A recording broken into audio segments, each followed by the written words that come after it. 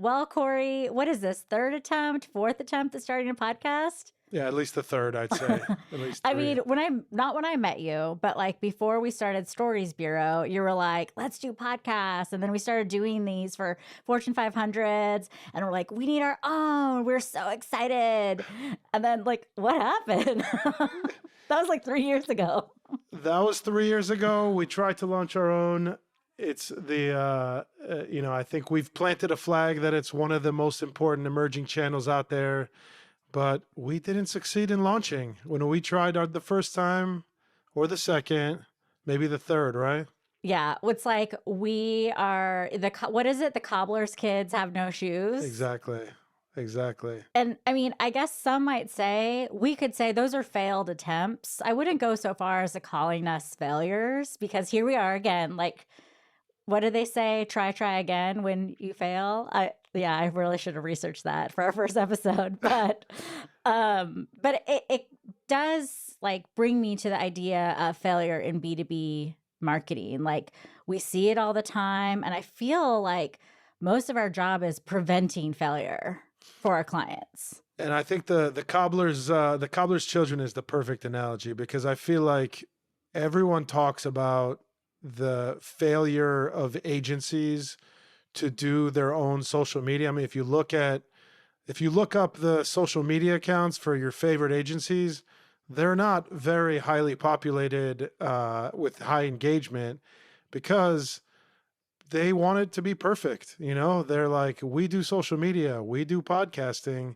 Our podcast. Yeah, but if we're going to do it for ourselves, it needs to be the best. We have to nail it. And I think that's the trap we fell into. You know, I think we tried a few times, and I think at this point, I think we've locked the positioning. We kind of know who we are a little bit, and I think we're ready to go. We might fail, but I guess we'll have to see, huh? Kory, I feel like part of doing business is failing over and over again, and you and I have like We've been mastered doing it. stories for. We've nailed it, Alisa. We're so good at failing. We crush, yeah. Yeah, and the cool thing about it is we're not alone. We're not the only agency that's like tried something and it hasn't worked. There are plenty of people, not even just agencies, but whole businesses that do things that don't work or don't start things because they're afraid of it not working. And I recently was talking to another agency managing director, and I was on his podcast and we talked a little bit about it because it was like his third or fourth attempt as well. And I thought it'd be fun to bring him in and figure out like, okay, where have you failed? And then how do we deal with that with our clients? I'm pumped. Yeah. Kindred spirits.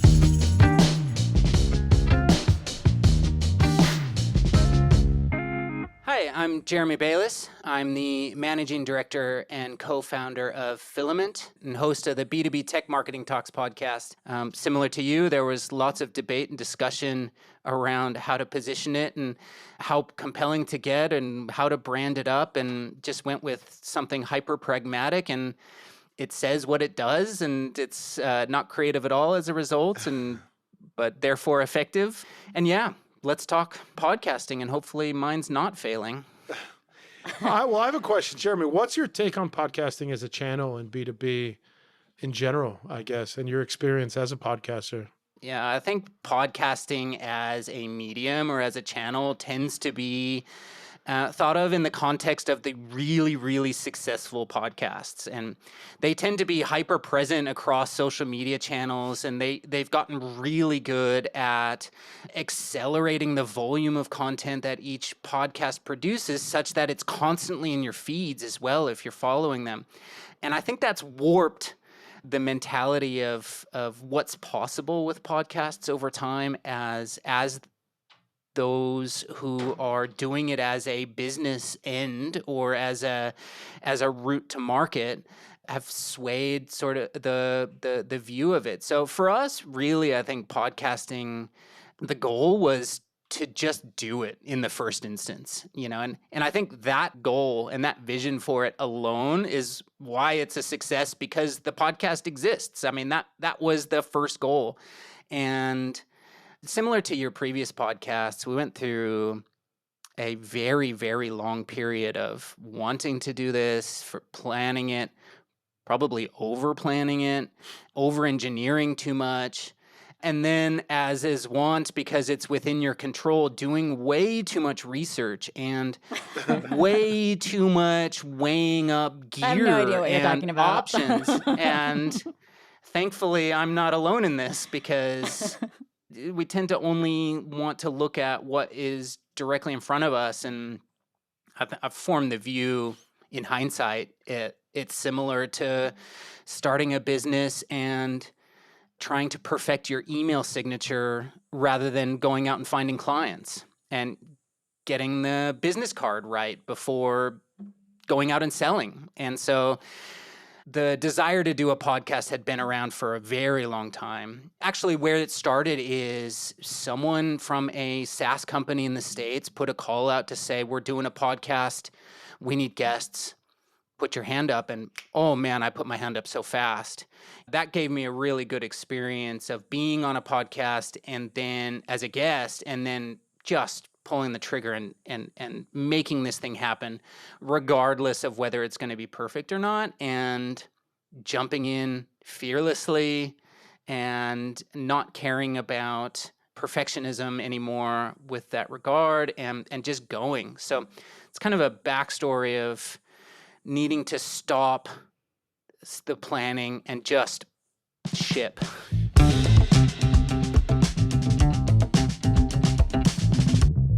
I feel like there's a pressure, and you guys can tell me what you think, to have the full, as a marketer, you have to have the whole plan. Like you can't just tell your CMO like, hey, by the way, I'm going to start a podcast and we're just going to hit record because we listened to this B2B podcast and these 3 experts were like, just start. Like a CMO is going to be like, no, like what are the channels? Where are you advertising? How much time is this going to take? How is this connecting to our campaigns? So like, there's a little bit of perfectionism and planning that like has to happen. So like, let me put this to Jeremy. Like, how do you balance out? Like here we have to have like a cohesive plan, but then like also you have to start. We're not talking about starting without planning. What we're talking about is over planning in the details that are ultimately inconsequential, or over planning in the details that ultimately inhibit or prohibit you to be able to implement a sustainable process. So the plan, there still needs to be a plan. So if I reflect back on our planning, we've got a very specific target audience. It's a channel marketer or a marketing manager who's working in B2B tech. And they have very unique and specific problems that they face. They have pressures, and they are juggling a whole range of things on a day-to-day basis. They're not ultimately the decision maker that works with us or signs off on the contract or agreement that they engage us on, but we felt that there would be, in this hyper-focused, tiny prospective audience of potential podcast listeners, that was a little just broad enough for us to put something out there when our actual target persona or buyer probably isn't listening to these types of podcasts, either because they don't have time or because they're not concerned about the mechanics of implementing a channel marketing plan. They're signing off on the construct of it and they're managing systems for it to occur. So we needed to go somewhere below that. So there's a thought process around the plan, but we needed to not allow that to inhibit getting content to market. Yeah, it's about perfection, right? It's about like not allowing yourself to fall into the trap of over planning. You of course are going to have some level of understanding of what your buyer personas are and the channels through which you're going to market, whether it is a podcast or whatever the content series is going to be. But it's just like, especially with podcasting, because it's so intimate and it's so personal, And I think because it's long form, but just the opportunity to build an audience in this way. And I think any B2B company, it's such an advantage compared to like some narrative documentary style podcast about surfboards. Like if you're a B2B company, if you build enough of a platform as a podcast, you pick and choose who you want to speak to in the whole industry for an hour at a time. Alisa, your famous quote was, I don't know what it is exactly, but it's like one podcast is like five like business dinners, sales dinners. You know what I mean? And it's so true. I've quoted this multiple times It's to so people since you profound. said that. Yeah. That concept profoundly changed the thought process on our end, even in terms of our own outreach, giving us the ability to get in front of people that are meaningful to us, but come at it from a point of view that is deeply empathic and empathetic towards their day-to-day and allowing them to really shine, which is something that you rarely get, if at all. These people are hyper intelligent executives who have gotten to where they've gotten to through decades of high performance. And they are so good at what they do that it is often or normally the case that they are directing and they are managing and they are overseeing and they are signing off on implementation and so on. But they are very rarely sought out in this advisory capacity to talk openly about what they're facing or how they're managing, or even talking about how they, through their own experiences, have picked up these tips and tricks to navigate scenarios. No one gets that opportunity. And so for the right people and the right guests and the right personalities, it's an amazing opportunity for them to shine. And the tangential benefits for them are personal brand related as well as brand positioning for their company.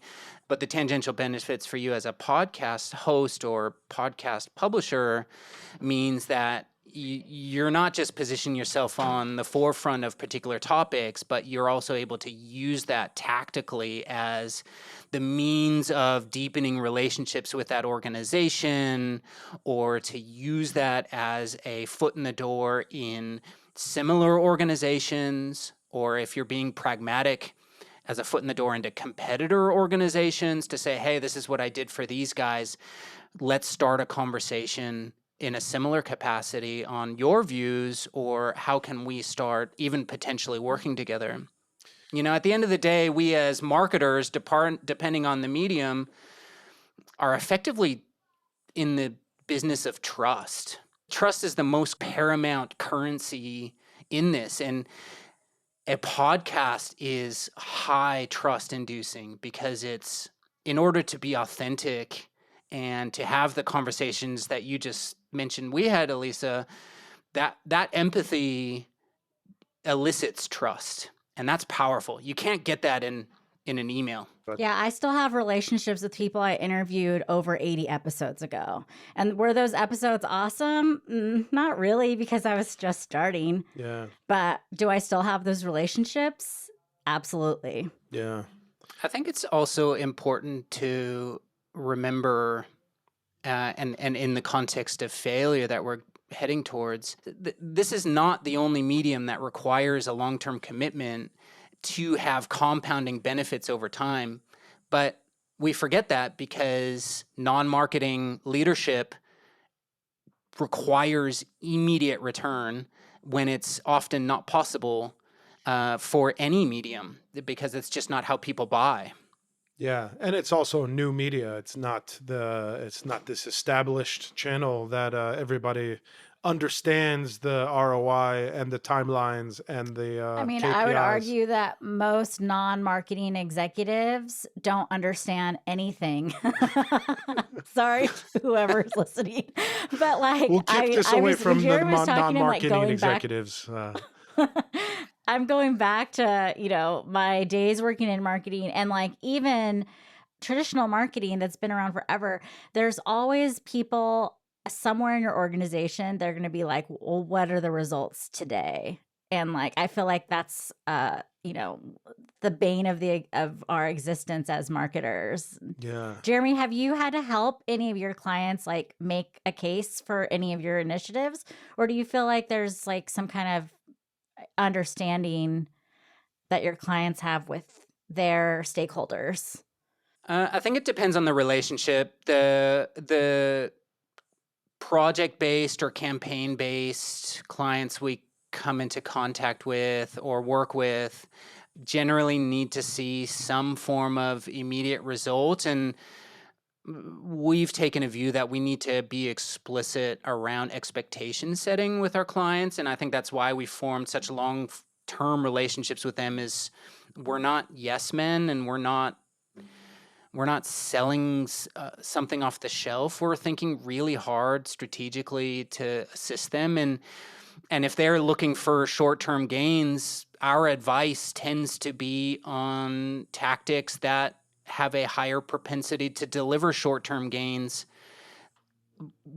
but the return on that tapers off so fast.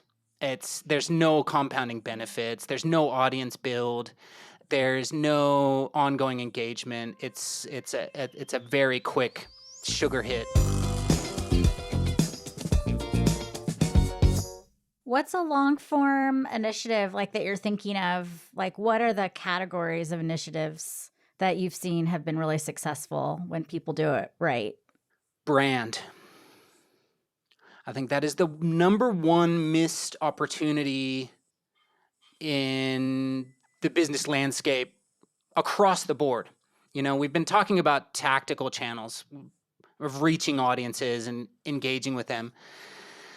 I believe the businesses that have been and are going to cut through in ways that their competitors can't and won't is they are getting hyper articulate around what their brand means in actuality to their prospective buyers or customers. And let's take B2B tech, for example. You have a lot of B2B tech companies who are all competing, and a lot of these service providers are all members of the same channel programs. And they are all building kit on top of the same platforms, or they're reselling the same cloud solutions. Maybe in the details there's some differentiation, and maybe someone on the buying side can understand what that difference means. But by and large, those who are really getting cut through are the ones who are understanding that we as a brand and the people who represent that brand and the values that are infused within our service delivery and customer service excellence as a result of focusing on brand are able to meaningfully differentiate themselves in a market that is just setting themselves on a course that their competitors can't match because they're increasing their Google ad spend. And that's their strategy. The guys who are investing in brand are just advancing in a way that their competitors can't match. That is awesome kind of segue into like the core of what this podcast is in part, which is, it's called B2B Creatively. And I think the goal for us is to really highlight great creative, speak to great creative executions, what works, you know what I mean? What doesn't from a creative perspective in B2B, how has B2B evolved? And so I love that you said brand first, because like, how do you break through and invest long-term in brand in a way that allows you, like you said, to eventually discontinue digital ad spend because your brand is leading the category at such a level, right? I believe that we cannot separate out silos within brand in a way to say that elements of a business are more important than the other. I think the brand, to strategically go about developing and expanding brand and reach, And the strategy therein means that there is an articulate vision around how you are specifically and meaningfully resolving pain points of your customers in a way that they can understand and perceive and attach value to. And a failure, I'm pulling us back into the theme of the conversation, the failure to do so means that your company will be differentiating on features or minor benefits, or you're exploiting some kind of gap in the market, or you're rushing a service to market because you've had something fall in your lap. But I think in the context of B2B creative or B2B in general, the landscape has shifted so demonstrably away from marketing to businesses being some kind of third person, generic, general, having a product Here's and a then white selling paper. it by its spec sheet, or even a white paper, and it's moved forcefully into a space, and the visionary marketers are grabbing onto this, that people are buying from people, and we need to speak to them specifically, and we need to create, and this is new language for me that I've adopted this year, we need to move away from touch points.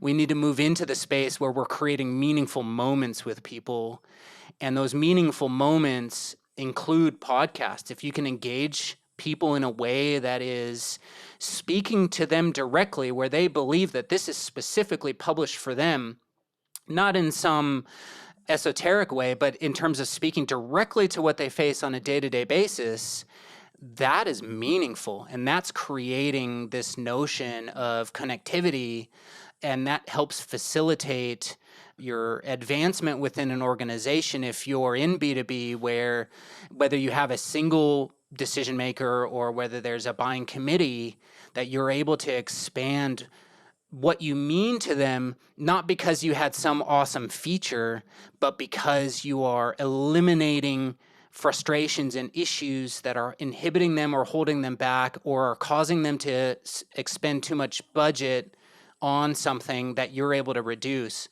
And the guys who are doing that are just winning. We want our clients to win. And it sounds like no matter what tactics you're using, if you know who you are as a company, and we're talking about brand or positioning, what problems you're solving, it doesn't really matter the nuances, because everything comes back to you and those connections, and as you said, meaningful moments that you create. So whether you create meaningful moments through webinars, podcasts, blogs, there's so many opportunities for brands to create those moments, but they can't do it if they don't know who they are or what they're trying to say and who they're talking to. And it sounds so basic, but I really feel like that is a surefire way to win. If you have a strong brand that is advancing in a way that that is engaging people in the way that they want to be engaged in, no one is paying attention, really, unless they're already in some form of solution finding mode. They've already uncovered that they've got an issue and they're out researching. That already means you need to be found somehow and you need to stand out from the rest. Giving people the understanding that the brand and the go-to-market of that brand is the most powerful differentiator, because your competitors simply aren't doing it, is the best place to start. And from there, as you rightfully pointed out, the tactics come and go, the trends come and go, the way that you implement comes and goes, the different pressures that you face, the different personalities that have different views that you need to negotiate, economic life cycles change, but the brand, when implemented the right way and in this engaging way, rides and cuts through all of that, because you're engaging people on a personal level. That's good stuff. I mean, like, I want to continue this conversation straight up. Like, I have like 3 other points that I'd like to dig into right now, but I just can't. We have to wrap up or I'm going to get smashed by our I producer, know, I can feel Lexandra. myself wanting to say so many other things also. I see in the chat, that's a wrap. Lexandra's like, that's a wrap. So to be continued. Awesome. I'll see you on the next one. Thank you. Who says B2B has to be boring? Not us. Like this video if you agree, and definitely subscribe if you want to get more out of your B2B marketing. Maybe start with one of these, and if that's not enough, head over to LinkedIn or storiesbureau.com and say hello. We can't wait to meet you.